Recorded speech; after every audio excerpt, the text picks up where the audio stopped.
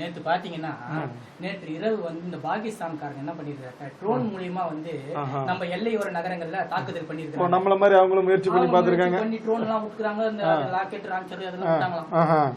ஏவுகணை விட்டுறாங்க. அந்த டைம்ல நம்ம என்ன யூஸ் பண்ண தெரியுமா? S-400.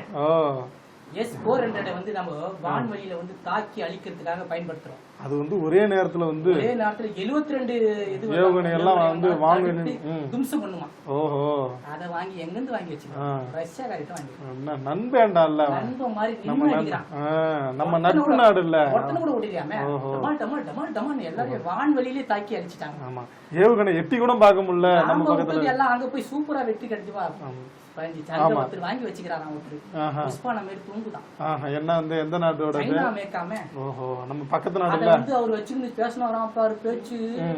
நாங்க எது வந்தாலும் எதிர்கொள்வோம், எங்க கிட்ட சைனா கிட்ட வாங்கின இருக்குது பாதுகாப்பு கவசம். அது கடைசியில போத்திக்கிட்டு தூங்குதான். ஆமா, ஆட்டமாடா ஆடுனீங்க, சீனா பட்டாசு எங்கள்கிட்ட இருக்குது, சீனா வந்து ரேடார் இருக்குது அப்படின்னு இன்னைக்கு பார்த்தா நமுத்து போச்சு. அதான் ஒரு பேச்சு. நாங்கள் உங்களை சும்மா விட மாட்டோம்.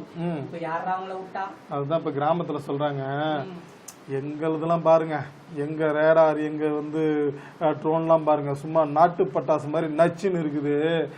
நீங்க பாருங்க வந்து பாகிஸ்தான் இது வந்து பட்டாசு எல்லாம் வந்து பொசுக்குன்னு சீனா பட்டாசு மாதிரி பொசுக்கு பொசுக்குன்னு போயிடுச்சு.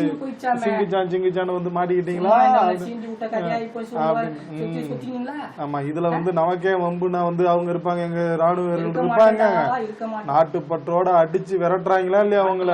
வந்து ஒற்றுமையா இருக்கிறாங்க இந்தியால. அந்த சீர்குலைக்க நீங்க முயற்சி பண்ணீங்களே, அதோட விளைவை நீங்க அனுபவிச்சுதான் ஆகும். கண்டிப்பா சொல்லிட்டோம். ஆமா, திருந்தி வாழ்ந்தா நிச்சயமா கேட்பாங்களா? அவங்க கேட்டுதானே ஆகணும். கேட்க வைக்கிறோம்ல, வைக்கணும், கேட்கணும்.